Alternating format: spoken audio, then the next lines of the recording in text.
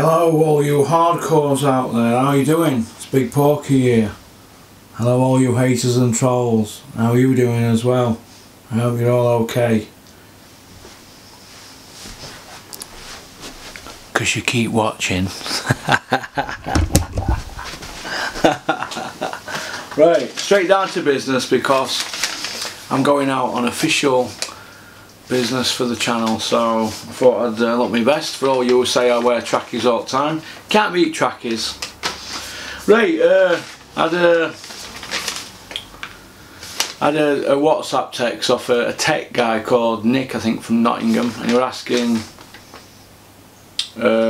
what's my top 10 pound for pound, sorry, top 10 pay-per-view guys who you'd pay pay-per-view for, because you know I have a big problem with pay-per-view, and he's asked me what's the top 10 guys that are not pay-per-view but it's a great Saturday night fight. So I'm thinking about it, and I've made a couple of lists up. So here we go. They don't have to be in this particular order. It could be, I always say, a pound for pound top 10. It can be, you know, any weight, but you know, the top guys, aren't they? Some people can be pound for pound and haven't won a world title. Some can be pay-per-view and haven't won a world title. But I'm gonna throw you some names at your way. Number 10, Manny Pacquiao. I know he's come to the end of his career, but if he fought in England, you'd pay £20 to watch him, wouldn't you, on Sky pay-per-view? And people have done a few years, haven't they? But if he fought in England, you'd pay pay-per-view. Manny Pacquiao, he's had a great career, hasn't he? But he's the 8 division world champion. You've got Lomachenko. He's probably pound for pound best in the world, isn't he, Loma? Lomachenko, number 9. Errol Spence, after what he did to Kell Brook, you'd say he's pay-per-view, wouldn't you, if he came over here? Whoever fights him from England, that's pay-per-view. Errol Spence. Golovkin, come on, he's pay-per-view, isn't he? He was robbed in the draw against Canelo, and the other one, I thought he won that. I thought he won them both. Beterbiev, whoever fights him over here, if he fights Callum Smith at 175, that'd be pay-per-view, wouldn't it? Eddie won't be able to help himself, would he? I mean, if Dillian White Chisora rematch is pay-per-view, anything else is fair game, isn't it? Usyk, he's already an Eddie Hearn fighter, isn't he? Crawford, Tyson Fury, Terence Crawford and Tyson Fury. Canelo, he'd be pay-per-view whoever he fought in England. And Big Dosafemi at last one, number 1. You'd have Big Dosafemi's proved that no matter what, if he fights you know, Eddie Yates from Coronation Street,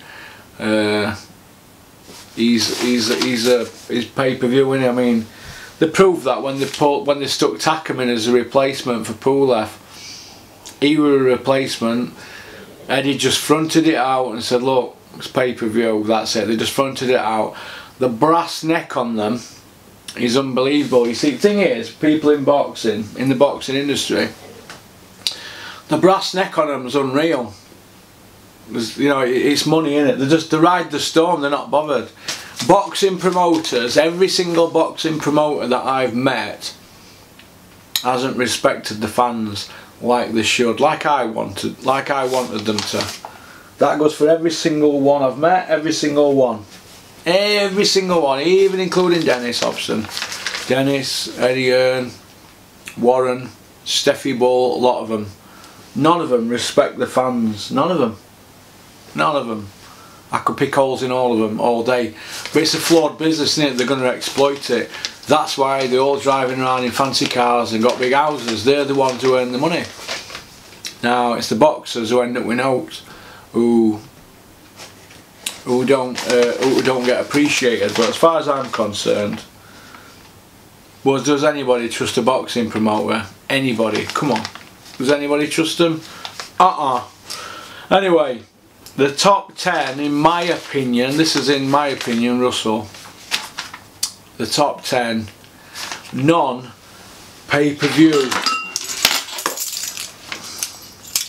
the top 10, because I'm in a rush here because I'm off to meet somebody, but the top 10 non-pay-per-view Saturday night fights that I think they'd headline, and they'd be great headlines, and if the fans got these as a Saturday night treat, even on a subscription channel, you know, like Froch Butte, Froch Ward, they were treats, weren't they, back in day? Now look what you got. These would all be pay-per-view, these now on a Saturday night, because everything's gone that way, hasn't it? Pure greed. That's what it is, pure greed. We all know what Eddie Hearn's house looks like. Drives a Rolls Royce, lives in a big house, doesn't he? Massive house, millions in bank. You ask them what their goal is and they will answer it with one word: more. Now, Thurman, Keith Thurman on a Saturday night Sky. If you were on Sky on a Saturday night regular, that'd be a good treat. Amir Khan, if you get Amir Khan on non-pay-per-view and he's headlining, that's a good night, because he were pay-per-view, wasn't he? I mean, he's always in exciting fights. He always drops somebody or gets dropped. Dillian White, he's in exciting fights, isn't he, Dillian White? Jury's out on whether he's pay-per-view, but that's how it's gone, isn't it? I mean, he's not fought for a European title, Dillian White, has he? But he's pay-per-view. And that's just how the game's changed, isn't it? Oops. Let's have a look. Biville, he's in good exciting fights, he's exciting to watch. Adonis Stevenson, Billy Joe Saunders, he's good value. Naoya Inoue, him who iced Jamie McDonnell into an ice cube. You'd watch him all day, wouldn't you? If he comes over here and fights anybody, he's worth it, isn't he? Him. George Groves, he's always an exciting fight. So is Badu Jack. So's Kovalev. They're all great. They're all great names there. If anybody's, and a lot of people can say, oh, that's a bit wishful thinking, that, Russ, isn't it? I say, well, why is it? They're good names then. They are good names. And that would have been a few years ago. You get them on a Saturday night. Baturbia against Callum Johnson. That was a good fight, wasn't it, that? For a Saturday night. Eddie did well for fans with that, in my opinion. So I'm not all bad, I'm not that critical. But everything's gone Saturday night. Pay-per-view now, hasn't it? Like I said, Dillian White and Chisora, it's not even for a European title. Chisora's just been beat within last year for a European. Don Charles walked away from him 4 years ago and left him for 2 years. Said he was finished and all beaten up and washed up. Once he got his son back in mix, he come calling, didn't he, again? What does that say about Don Charles? Well, I used to have a lot of respect for Don Charles, but I haven't now. I've got no respect for him. He's just using Derek as a piece of meat. But boxers use trainers, don't they? But I don't want to hear all that. I care for my fighter and I'm compassionate and all that, because you said he was washed up after Tyson Fury destroyed him. Now you're putting him in with Dillian White, who was going to destroy him. He's got no left. You nearly threw towel in against Takam. Now all of a sudden, Don, you're talking about Joshua. See, this is how money gets you. I'd never get like that, me. I'll never ever get like that over a pound note. See how his mindset's changed, Don Charles. From, I want to protect you, Derek, I can't train you no more, we've got as far as we can go, you're short. If you're going to carry on, I'm going to recommend another trainer. To nearly throwing towel in against Takam, one lucky punch, and now they want White and Chisora, and White and Joshua, because they're thinking, what am I going to get from the fight against White? He'll get his cut, and then if he beats White, and he reckons it were a draw last time, and he reckons this is a new Derek, and they've got David A on board. Now if he beats Dillian, which he won't, but if he does, Derek and John Charles will be thinking of that Joshua money. So even the trainers can have their head turned for money, and why not? He had him all them years, didn't he? So who am I to criticise? But I think Don Charles has left his son wide open there for criticism. But don't we all in boxing? We can all have opinions and we can change like the wind, can't we? Even me sometimes. But no, are you going to be alright, Rocky? Hey, we're going to go downstairs. Hey, we're going up Rotherham. Hey, are you okay? Hey, are you okay? Aye. Loves me, doesn't he? You mean good boy? So that's that basically. I'll upload this when I come out. It's now Thursday night, so it'll be up tomorrow, this video. I've got a splash of the old cool water on. You never know, I might even pull.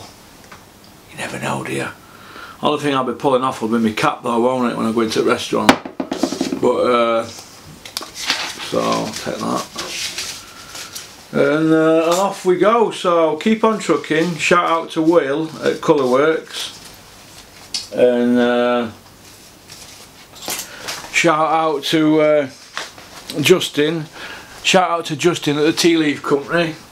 Hope you're alright, Justin. And what do you reckon to me lighting, eh? Porky's got his own lighting now. Alright, spoilt brat, aren't I? Gonna go out, Rock. So keep on trucking and keep supporting the channel, because without you lot we can't move forward, can we? So keep on supporting it. Alright, peace out. Gonna go out, Rocky. Come on then. Come on. Go on, scoot. Scoot.